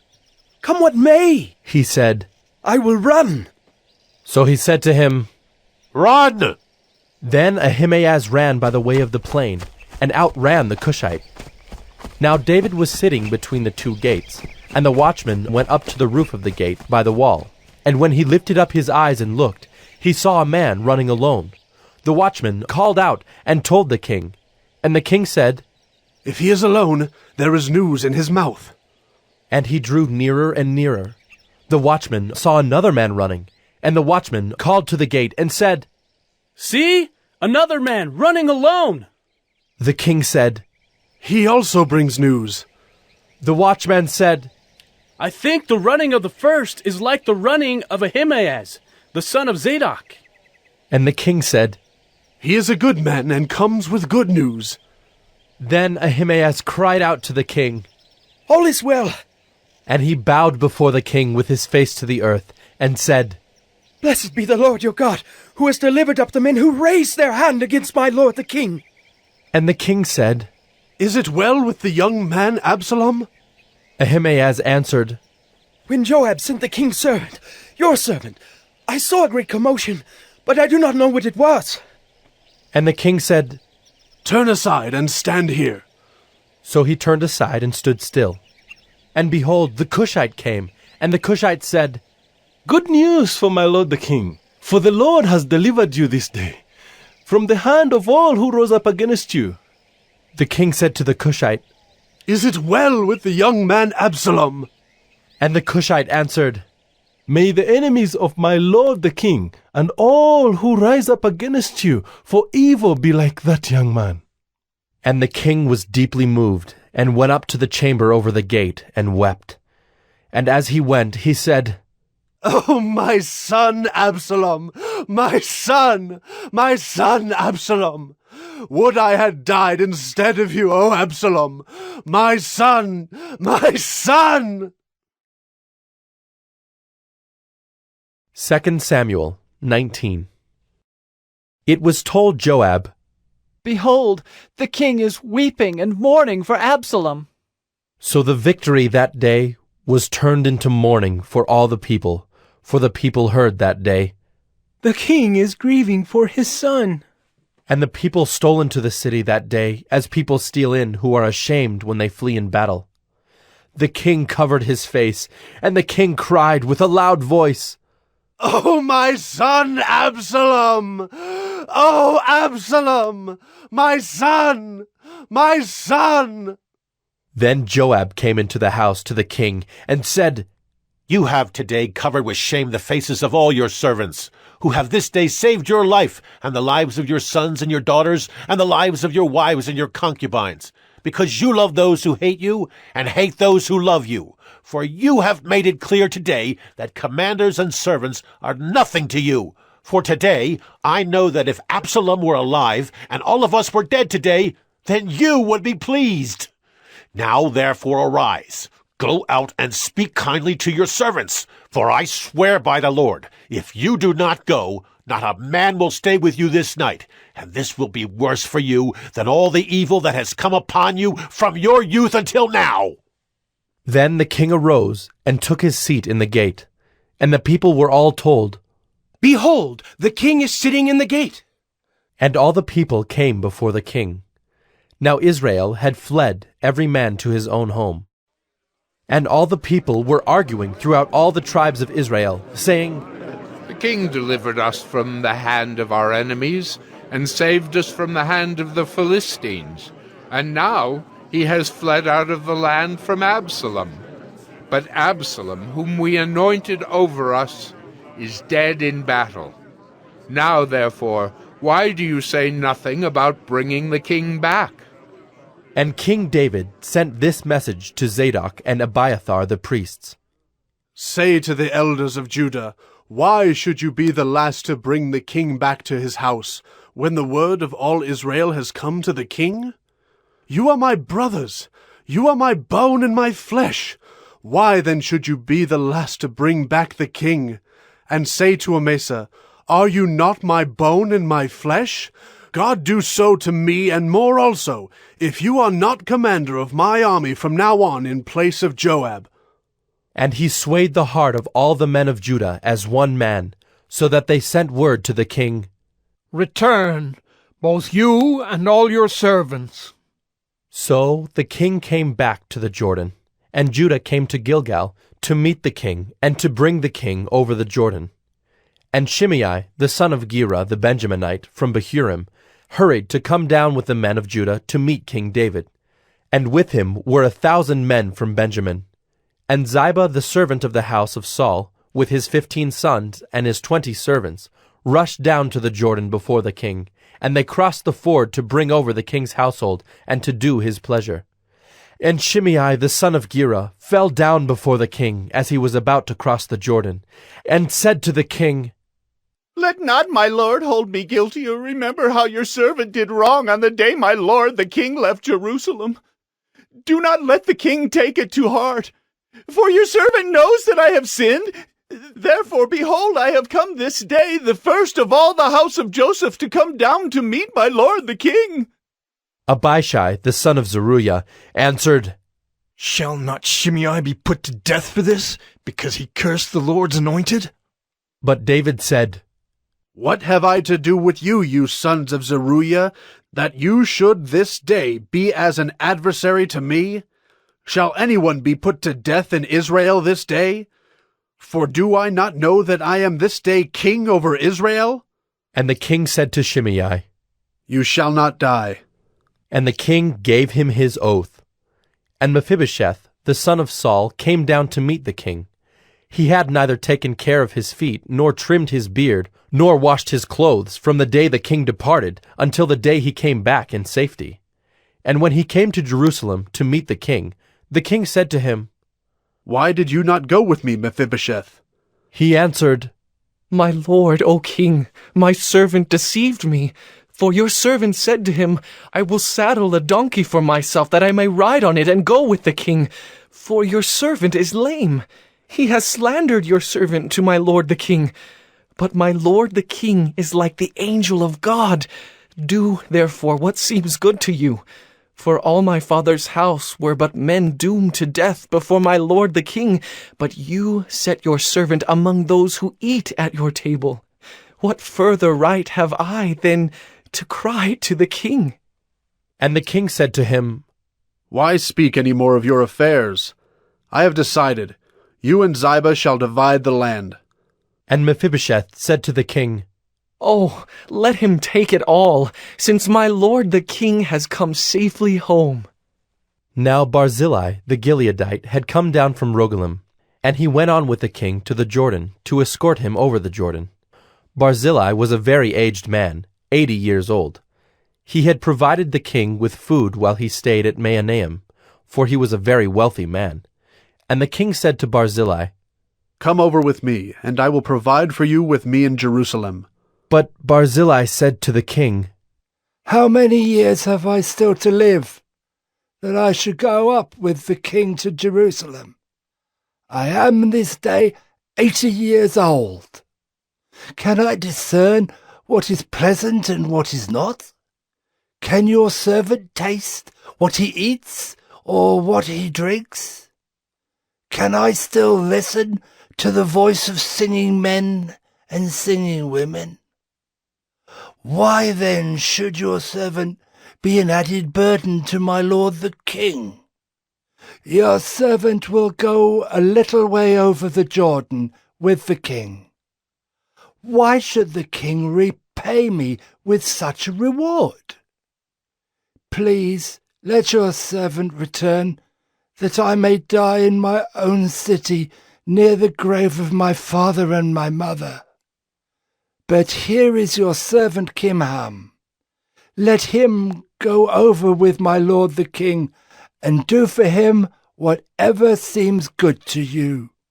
And the king answered, Kimham shall go over with me, and I will do for him whatever seems good to you, and all that you desire of me I will do for you. Then all the people went over the Jordan, and the king went over. And the king kissed Barzillai and blessed him, and he returned to his own home. The king went on to Gilgal, and Kimham went on with him. All the people of Judah, and also half the people of Israel, brought the king on his way. Then all the men of Israel came to the king, and said to the king, Why have our brothers, the men of Judah, stolen you away, and brought the king and his household over the Jordan, and all David's men with him? All the men of Judah answered the men of Israel, Because the king is our close relative. Why then are you angry over this matter? Have we eaten at all at the king's expense? Or has he given us any gift? And the men of Israel answered the men of Judah, We have 10 shares in the king, and in David also we have more than you. Why then did you despise us? Were we not the first to speak of bringing back our king? But the words of the men of Judah were fiercer than the words of the men of Israel. 2 Samuel 20. Now there happened to be there a worthless man, whose name was Sheba, the son of Bichri, a Benjaminite. And he blew the trumpet and said, We have no portion in David, and we have no inheritance in the son of Jesse. Every man to his tents, O Israel! So all the men of Israel withdrew from David and followed Sheba the son of Bichri. But the men of Judah followed their king steadfastly from the Jordan to Jerusalem. And David came to his house at Jerusalem. And the king took the 10 concubines whom he had left to care for the house, and put them in a house under guard, and provided for them, but did not go into them. So they were shut up until the day of their death, living as if in widowhood. Then the king said to Amasa, Call the men of Judah together to me within 3 days, and be here yourself. So Amasa went to summon Judah, but he delayed beyond the set time that had been appointed him. And David said to Abishai, Now Sheba, the son of Bichri, will do us more harm than Absalom. Take your lord's servants and pursue him, lest he get himself to fortified cities and escape from us. And there went out after him Joab's men, and the Kerethites and the Pelethites, and all the mighty men. They went out from Jerusalem to pursue Sheba the son of Bichri. When they were at the great stone that is in Gibeon, Amasa came to meet them. Now Joab was wearing a soldier's garment, and over it was a belt with a sword in its sheath, fastened on his thigh. And as he went forward, it fell out. And Joab said to Amasa, Is it well with you, my brother? And Joab took Amasa by the beard with his right hand to kiss him. But Amasa did not observe the sword that was in Joab's hand. So Joab struck him with it in the stomach, and spilled his entrails to the ground without striking a second blow, and he died. Then Joab and Abishai his brother pursued Sheba the son of Bichri. And one of Joab's young men took his stand by Amasa and said, Whoever favors Joab, and whoever is for David, let him follow Joab. And Amasa lay wallowing in his blood in the highway. And anyone who came by, seeing him, stopped. And when the man saw that all the people stopped, he carried Amasa out of the highway into the field and threw a garment over him. When he was taken out of the highway, all the people went on after Joab to pursue Sheba the son of Bichri. And Sheba passed through all the tribes of Israel to Abel of Bethmaachah, and all the Bichrites assembled and followed him in. And all the men who were with Joab came and besieged him in Abel of Bethmaachah. They cast up a mound against the city, and it stood against the rampart, and they were battering the wall to throw it down. Then a wise woman called from the city, Listen! Listen! Tell Joab, come here, that I may speak to you. And he came near her. And the woman said, Are you Joab? He answered, I am. Then she said to him, Listen to the words of your servant. And he answered, I am listening. Then she said, They used to say in former times, Let them but ask counsel at Abel. And so they settled a matter. I am one of those who are peaceable and faithful in Israel. You seek to destroy a city that is a mother in Israel. Why will you swallow up the heritage of the Lord? Joab answered, Far be it from me, far be it that I should swallow up or destroy. That is not true. But a man of the hill country of Ephraim, called Sheba the son of Bichri, has lifted up his hand against King David. Give up him alone, and I will withdraw from the city. And the woman said to Joab, Behold, his head shall be thrown to you over the wall. Then the woman went to all the people in her wisdom. And they cut off the head of Sheba the son of Bichri, and threw it out to Joab. So he blew the trumpet, and they dispersed from the city, every man to his home. And Joab returned to Jerusalem to the king. Now Joab was in command of all the army of Israel, and Benaiah the son of Jehoiada was in command of the Kerethites and the Pelethites, and Adoram was in charge of the forced labor, and Jehoshaphat the son of Ahilud was the recorder, and Sheva was secretary, and Zadok and Abiathar were priests, and Ira the Jairite was also David's priest. 2 Samuel 21. Now there was a famine in the days of David for 3 years, year after year. And David sought the face of the Lord. And the Lord said, There is blood guilt on Saul and on his house, because he put the Gibeonites to death. So the king called the Gibeonites and spoke to them. Now the Gibeonites were not of the people of Israel, but of the remnant of the Amorites. Although the people of Israel had sworn to spare them, Saul had sought to strike them down in his zeal for the people of Israel and Judah. And David said to the Gibeonites, What shall I do for you, and how shall I make atonement, that you may bless the heritage of the Lord? The Gibeonites said to him, It is not a matter of silver or gold between us and Saul or his house. Neither is it for us to put any man to death in Israel. And he said, What do you say that I shall do for you? They said to the king, The man who consumed us and planned to destroy us, so that we should have no place in all the territory of Israel. Let 7 of his sons be given to us, so that we may hang them before the Lord at Gibeah of Saul, the chosen of the Lord.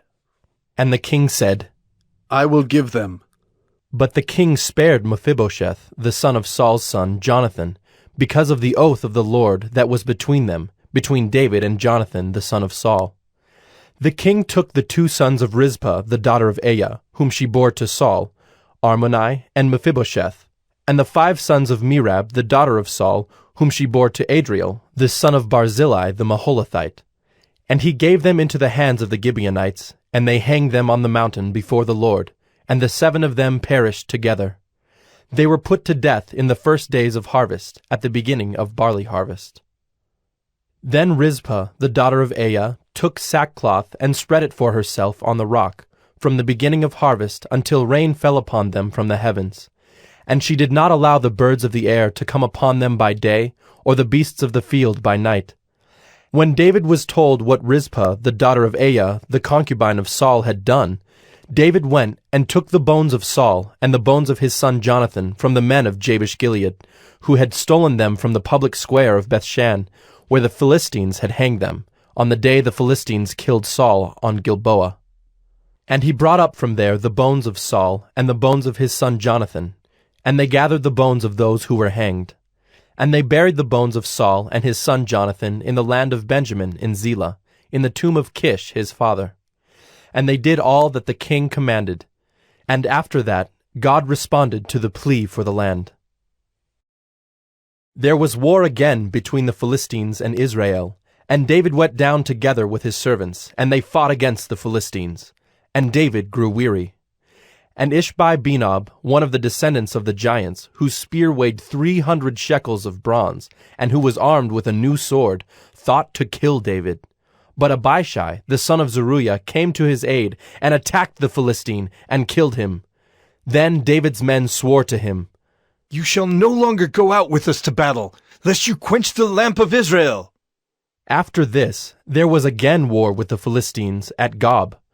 Then Sibbecai, the Hushathite, struck down Saph, who was one of the descendants of the giants. And there was again war with the Philistines at Gob, and Elhanan, the son of Jaare-Oregim, the Bethlehemite, struck down Goliath the Gittite, the shaft of whose spear was like a weaver's beam. And there was again war at Gath, where there was a man of great stature, who had 6 fingers on each hand, and 6 toes on each foot, 24 in number. And he also was descended from the giants. And when he taunted Israel, Jonathan, the son of Shimei, David's brother, struck him down. These 4 were descended from the giants in Gath, and they fell by the hand of David and by the hand of his servants.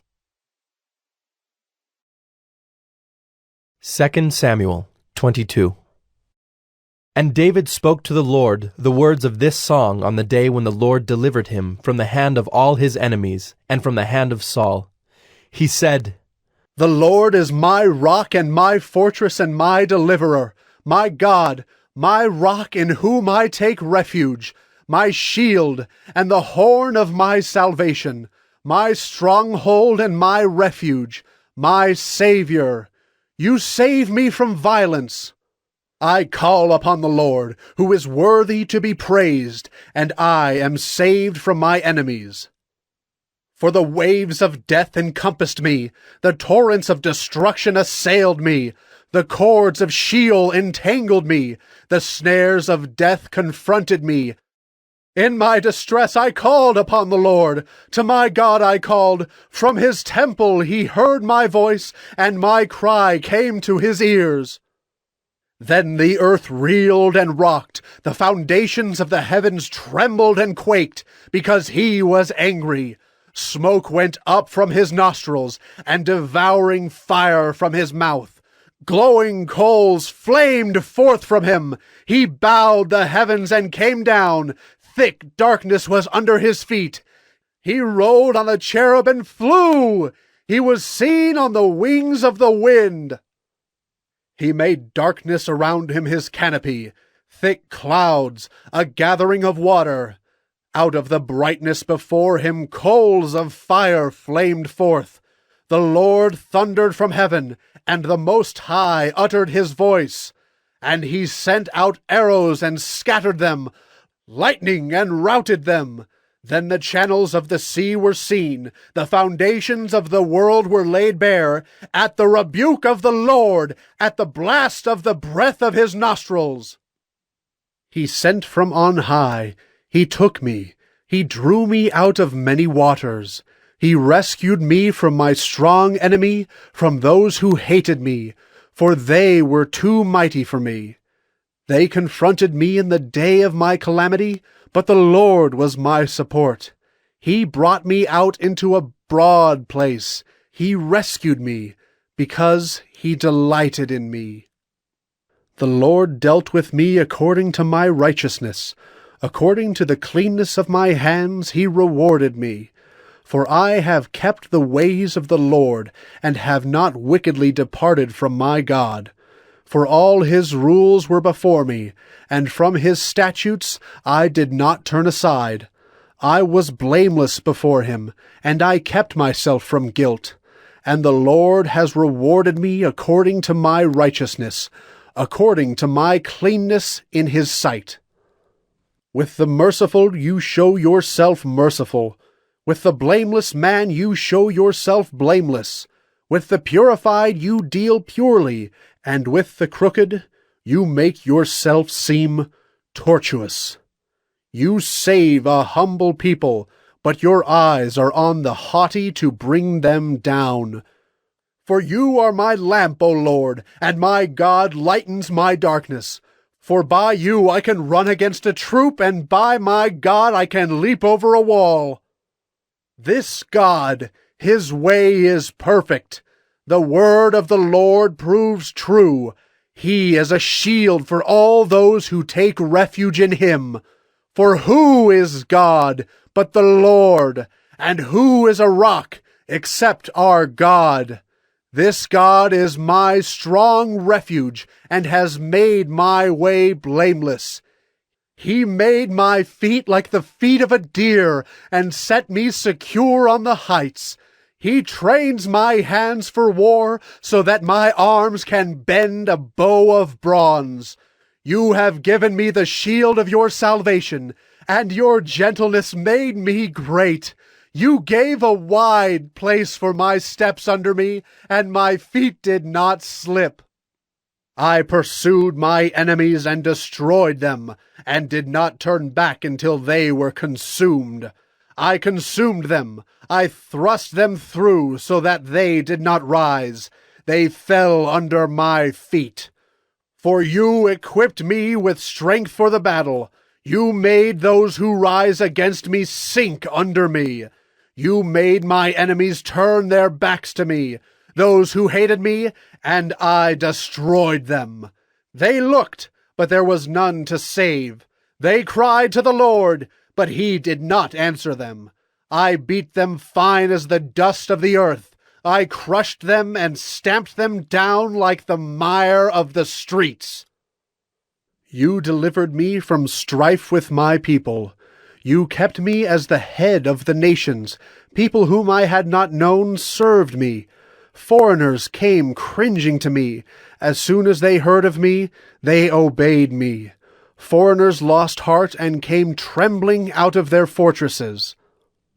The Lord lives, and blessed be my rock, and exalted be my God, the rock of my salvation, the God who gave me vengeance and brought down peoples under me, who brought me out from my enemies. You exalted me above those who rose against me. You delivered me from men of violence. For this I will praise you, O Lord, among the nations, and sing praises to your name. Great salvation he brings to his king, and shows steadfast love to his anointed, to David and his offspring forever.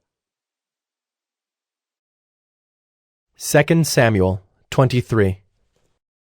Now these are the last words of David, the oracle of David, the son of Jesse, the oracle of the man who was raised on high, the anointed of the God of Jacob, the sweet psalmist of Israel.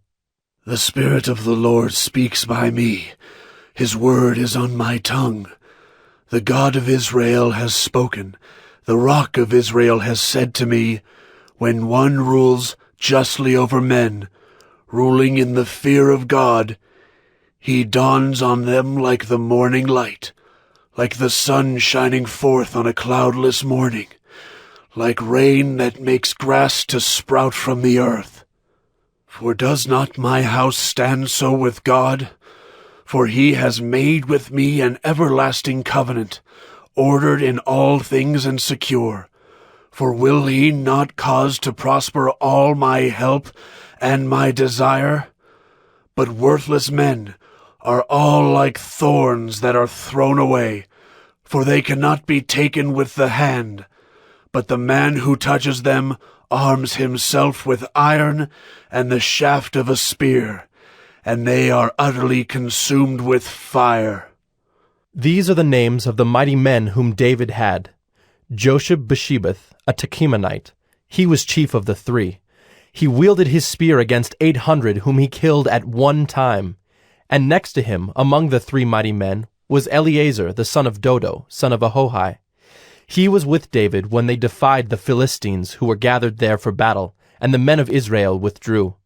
He rose and struck down the Philistines until his hand was weary, and his hand clung to the sword. And the Lord brought about a great victory that day, and the men returned after him, only to strip the slain. And next to him was Shammah the son of Agi the Hararite. The Philistines gathered together at Lehi, where there was a plot of ground full of lentils, and the men fled from the Philistines. But he took his stand in the midst of the plot, and defended it, and struck down the Philistines, and the Lord worked a great victory. And 3 of the 30 chief men went down and came about harvest time to David at the cave of Adullam, when a band of Philistines was encamped in the valley of Rephaim. David was then in the stronghold, and the garrison of the Philistines was then at Bethlehem. And David said longingly, Oh, that someone would give me water to drink from the well of Bethlehem that is by the gate. Then the 3 mighty men broke through the camp of the Philistines, and drew water out of the well of Bethlehem that was by the gate, and carried and brought it to David. But he would not drink of it. He poured it out to the Lord, and said, Far be it from me, O Lord, that I should do this. Shall I drink the blood of the men who went at the risk of their lives? Therefore he would not drink it. These things the 3 mighty men did. Now Abishai, the brother of Joab, the son of Zeruiah, was chief of the 30.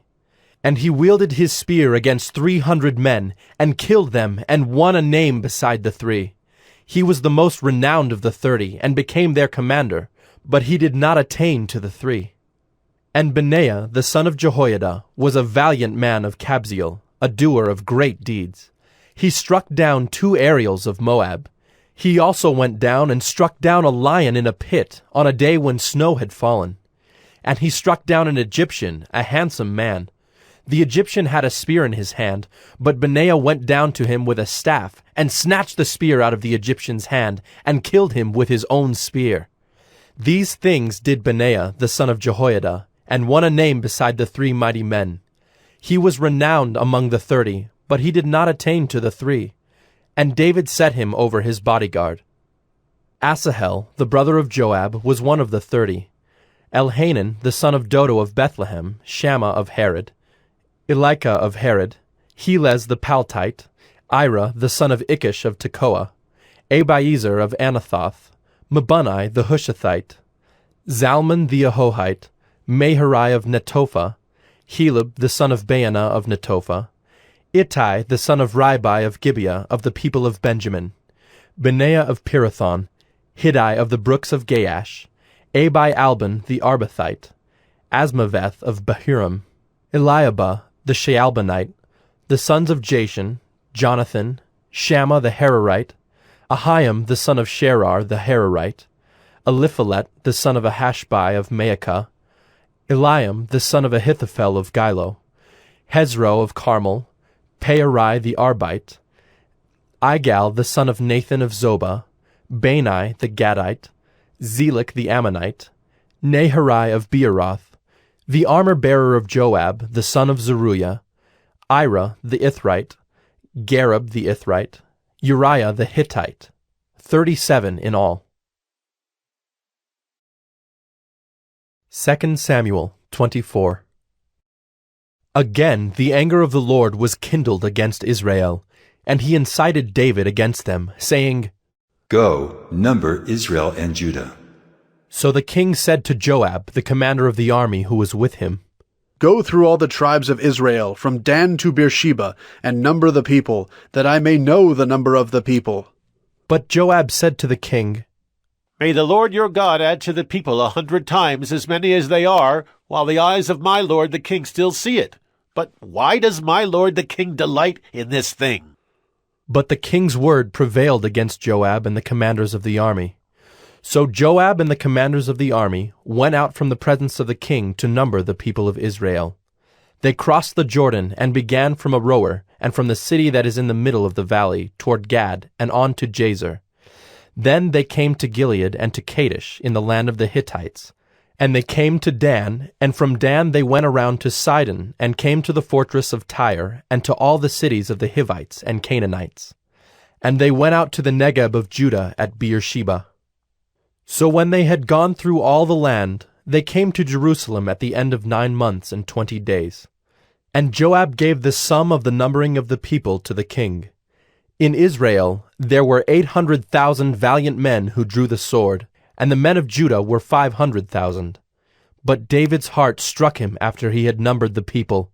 And David said to the Lord, I have sinned greatly in what I have done. But now, O Lord, please take away the iniquity of your servant, for I have done very foolishly. And when David arose in the morning, the word of the Lord came to the prophet Gad, David's seer, saying, Go and say to David, Thus says the Lord, 3 things I offer you. Choose one of them that I may do it to you. So Gad came to David and told him, and said to him, Shall 3 years of famine come to you in your land? Or will you flee 3 months before your foes while they pursue you? Or shall there be 3 days' pestilence in your land? Now consider and decide what answer I shall return to him who sent me. Then David said to Gad, I am in great distress. Let us fall into the hand of the Lord, for his mercy is great. But let me not fall into the hand of man. So the Lord sent a pestilence on Israel from the morning until the appointed time. And there died of the people from Dan to Beersheba 70,000 men. And when the angel stretched out his hand toward Jerusalem to destroy it, the Lord relented from the calamity and said to the angel who was working destruction among the people, It is enough. Now stay your hand. And the angel of the Lord was by the threshing floor of Araunah the Jebusite. Then David spoke to the Lord when he saw the angel who was striking the people, and said, Behold, I have sinned, and I have done wickedly. But these sheep, what have they done? Please, let your hand be against me and against my father's house. And Gad came that day to David, and said to him, Go up, raise an altar to the Lord on the threshing floor of Araunah the Jebusite. So David went up at Gad's word, as the Lord commanded. And when Araunah looked down, he saw the king and his servants coming on toward him. And Araunah went out and paid homage to the king with his face to the ground. And Araunah said, Why has my lord the king come to his servant? David said, To buy the threshing floor from you, in order to build an altar to the Lord, that the plague may be averted from the people. Then Araunah said to David, Let my lord the king take and offer up what seems good to him. Here are the oxen for the burnt offering and the threshing sledges, and the yokes of the oxen for the wood. All this, O king Araunah, gives to the king. And Araunah said to the king, May the Lord your God accept you. But the king said to Araunah, No, but I will buy it from you for a price. I will not offer burnt offerings to the Lord my God that cost me nothing. So David bought the threshing floor and the oxen for 50 shekels of silver. And David built there an altar to the Lord, and offered burnt offerings and peace offerings. So the Lord responded to the plea for the land, and the plague was averted from Israel.